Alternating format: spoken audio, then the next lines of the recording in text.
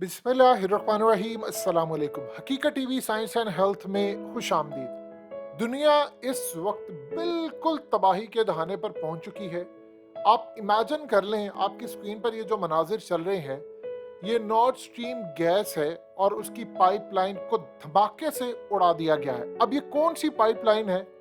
ये वो पाइपलाइन है जो रशिया की जानिब से यूरोप को गैस के लिए भेजी जाती है और इसको समंदर में उड़ा दिया है।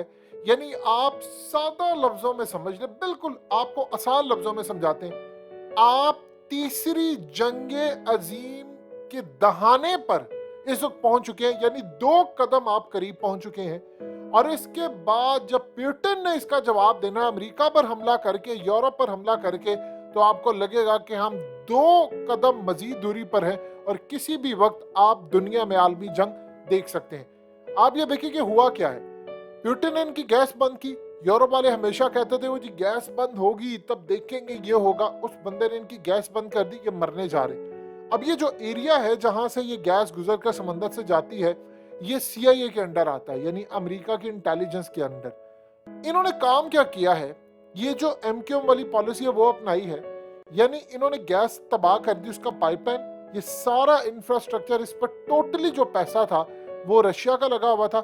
और इतनी मुश्किल से इंफ्रास्ट्रक्चर बनाया कि अब ये दोबारा बनाने जाएंगे तो जंग हो जाएगी। यहां से इन्होंने गैस को, पाइप को पूरी तरह तबाह कर दिया है और अब वहां से जो केमिकल और असरात और तबाही वो फिजा के अंदर भी जाएंगे, वो कंटिन्यूसली लीक हो रही है और उसको भी इन्होंने ठीक नहीं करने देना। अब सूरत हाल ये है कि इन्होंने कहा कि तुमने ये काम किया, हम ये करेंगे। और साथ ही अमेरिका ने क्या कहा, अभी तक डायरेक्टली इल्जाम नहीं लगाया ना अमेरिका ने ना यूरोप ने, लेकिन अपने एक्सपर्ट्स छोड़े हुए थिंक टैंक को कह रहे हैं ये रशिया ने खुद किया। आगे से रशिया के जो फॉरेन मिनिस्टर है उनका बयान है, उन्होंने कहा कि हमारा दिमाग खराब है कि हम अपने इंफ्रास्ट्रक्चर तबाह करेंगे।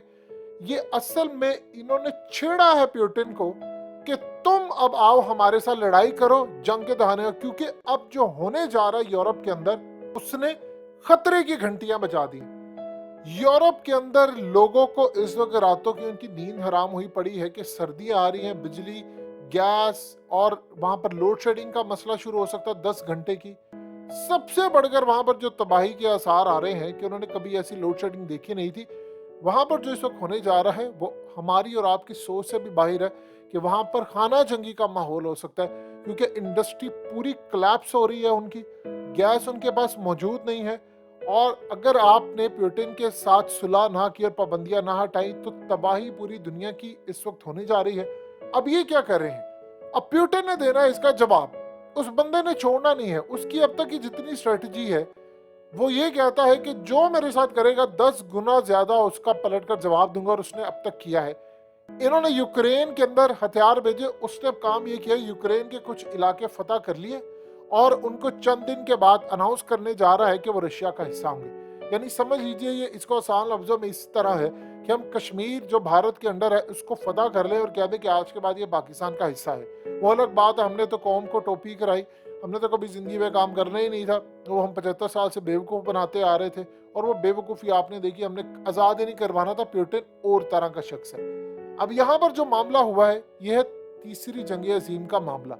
ये पूरी कोशिश कर रहे हैं कि किसी तरह उसको उकसाएं। अब यूरोप के अखबारात आप अगर उठाएंगे तो वहां हेडलाइंस जो हर जगह लगी हुई है, उसका क्या मतलब है, वो कह रहे हैं कि पूरा यूरोप इस वक्त सहमे बैठे हैं, उनके लीडरान वो कह रहे हैं कि पुतिन किसी भी वक्त न्यूक्लियर हमला कर सकता है और इस दफा हम ये न्यूक्लियर हमले से नहीं बचेंगे। अब वो कह रहे हैं, आप ये देखिए कि जरा एक सिंपल सी इस बात को अगर आप समझ गए तो आपको पता चलेगा।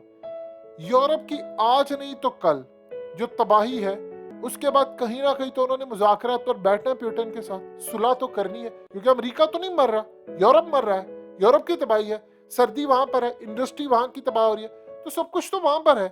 तो अमेरिका को तो कुछ नहीं हो रहा सिवाय महंगी गैस और दूसरी चीजों की। यार दुनिया में जो बहरान है तेल का, ये यहाँ पर मरने वाले हैं। गैस नहीं होगी वो मर जाएंगे और वहां पर इंडस्ट्री नहीं चलेगी, जॉबलेस हो जाएंगे, श्रीलंका वाले हालात। अमेरिका को मसला नहीं, तो उन्होंने आज नहीं तो कल तो पुतिन से सुलह करनी है और कहना है कि ठीक है हम उनके साथ बैठकर मामला तय करने को तैयार है, हम ये करेंगे वो करेंगे, ये तो होना है। तो आप बताइए, अगर वो जो गैस का इंफ्रास्ट्रक्चर है कि गैस उधर जा रही है वही तबाह हो जाएगा तो यूरोप के अपने पैरों पर कुल्हाड़ी मारेगा। अभी तक तो अमेरिका के कहने पर मारता है, लेकिन उनको पता है आज नहीं तो कल सुलह हो जानी है। तो क्या वो पूरा इंफ्रास्ट्रक्चर तबाह कर देगा वहां पर? ये इंफ्रास्ट्रक्चर तबाह करेगा कि भाई मैंने उसके बाद गैस इससे लेनी है। जब हंगामे शुरू हो जाएंगे यूरोप के अंदर तो वो कम से कम ये कहेंगे ना ठीक है हम पाबंदियां हटा रहे हैं, हम इनसे गैस लेंगे और वो गैस के मामला तय करेंगे, गैस आएगी। लेकिन उस वक्त जब इंफ्रास्ट्रक्चर तबाह हो चुका होगा तो गैस कहां से आएगी? तो वो तो नहीं करने वाले। अब किसने किया है? सीआईए ने। ये इलाका किसके अंडर आता है? सीआईए के अंडर, अमेरिका ने। तो अमेरिका तीसरी जंग अजीम करने के लिए यूरोप और रशिया को लड़ा रहा है और उनको जंगे दहाने लेकर आ रहे। आपने किसी का नुकसान किया तो आपके समझ से वो दुनिया की ताकत है, आगे से जवाब नहीं देगा। वो भी तब जब वो जंग जीत रहा हो, जब पूरी दुनिया हार रही हो और वो अकेला जंग जीत रहा हो। तो क्या उसकी बैक पर अगर चाइना खड़ा तो वो नहीं करेगा? आप ये देखिए कि जरा पाकिस्तान के अंदर क्या हो रहा है। पाकिस्तान के अंदर अब हल्कों के अंदर ये बात समझ आ गई है कि हमें पुतिन से गैस लेनी है, चीज लेनी है, और वो भी रूबल के अंदर। अब यहाँ पर प्लानिंग हो रही है कि हम रशिया से लोकल करेंसी में चीज खरीदें। इमरान को तो निकाल दिया था, अब समझ आइए इनको कि हम मरने वाले हैं, डिफॉल्ट होने वाले हैं, तो करना पड़ेगा। तो रूस की विक्ट्री तो है ना कि एक बंदे को निकाल दिया था और बाद में आने वालों को भी अक्ल आ गई कि नहीं ये करना पड़ेगा। अमेरिका से डर डर का भी वो कर नहीं रहे, लेकिन सोच विचार जारी है। तो ये असल में जो सूरत हाल पैदा हुई है, आप बताइए क्या वो करेंगे खुद से? सवाल ही पता नहीं होता। अमेरिका ने इनको जंग के दहाने पर खड़ा कर दिया है और किसी भी वक्त जब पुतिन ने इनका इंफ्रास्ट्रक्चर तबाह करना है, इसी तरह छुपकर उसने हमला करना है, तो क्या वो छोड़ेगा इनको? जब वो हमला करेगा तो गालिबन फिर वो एटमी हमला भी कर सकता है, जिसका इनको डर लगा हुआ है। अमेरिका पूरी कोशिश कर रहा है कि यूरोप और ये जंग के दहाने पहुंचे।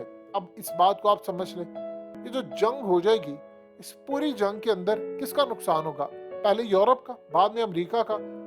तो अगर सुपर पावर की कुर्सी से अमेरिका उतरेगा तो कौन जाएगा? चाइना को तो अभी आने नहीं देंगे, जाना तो चाइना को चाहिए। तो इसराइल तो तैयार बैठा हुआ है पीछे।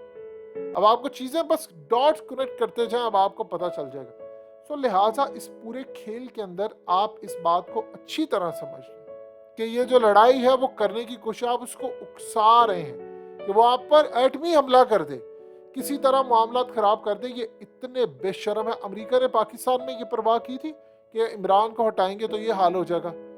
आपके मुल्क में होप भी खत्म हो गई है, पता ही नहीं है किसी को। आप किसी से जाकर पूछे कि यार वो उम्मीद है आपको कोई मुल्क की, लोग कहेंगे यार बस कर दो, कोई उम्मीद नहीं है। अब जानते हैं पाकिस्तान में जो मोटिवेशनल स्पीकर्स हैं, जो आपको मोटिवेट रखते हैं, अच्छी बातें बताते हैं, मुस्तकबिल के हवाले से होप उम्मीद दिलाते हैं, पाकिस्तान में उनकी रेटिंग 95% गिर चुकी है। क्या वो सोशल मीडिया पे लोग कहते हैं यार ठीक है, बस ठीक है, इतनी मायूसी, हमें क्या पता, आप ये कहते हो जी अच्छा सोचोगे तो अच्छा होगा। वो कहते हैं हम तो अच्छा सोचते ही होता नहीं। यानी इतनी बेजारी मायूसी है। तो कौन जिम्मेदार है इसका? अमेरिका। अमेरिका को तो परवाह नहीं कि पाकिस्तान में चाहे लोग सड़कों पर आ जाए। तो असल में जो खेल है वो पूरी दुनिया में तीसरी जंग अज़ीम तैयार करवा रहा है। सो लिहाजा भी इन्होंने एक हरकत की है, उसके बाद क्या होगा अल्लाह ही बेहतर जानता है। हकीकत टीवी साइंस एंड हेल्थ की इस वीडियो के नीचे कमेंट ज़रूर कीजिए, अपनी राय का इजहार ज़रूर करें और इस वीडियो को हर जगह शेयर करते हुए चैनल को सब्सक्राइब ज़रूर करें।